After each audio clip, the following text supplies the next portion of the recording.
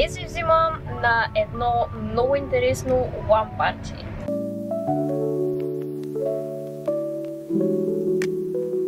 След супер голямо лутане да намерим парко място, най-накрая сме... Искам медал.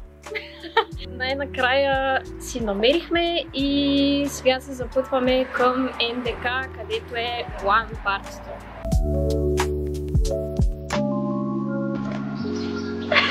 Балерината.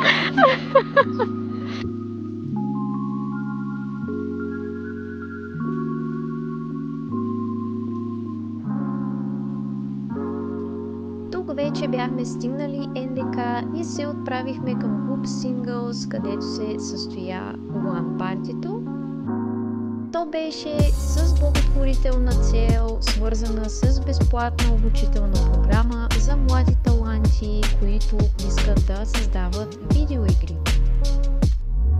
На събитието имаше и изненада и разбрахме, че Viva Game On се завръща с битка между отбора на Васето и отбора на Криската.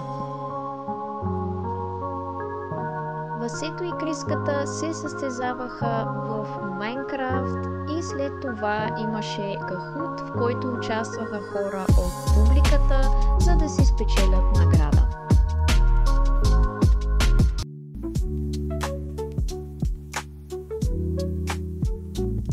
Малко преди края на събитието излязох да взема смути за мен и Васето.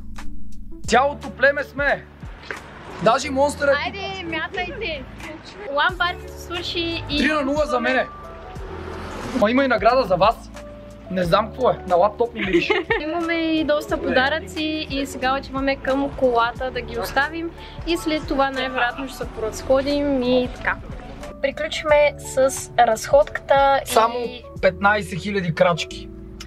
Да, и дойде време да се прибираме. Аз съм супер изморена, обаче нямам търпение да си видя подаръците. Като цяло беше доста готино и да.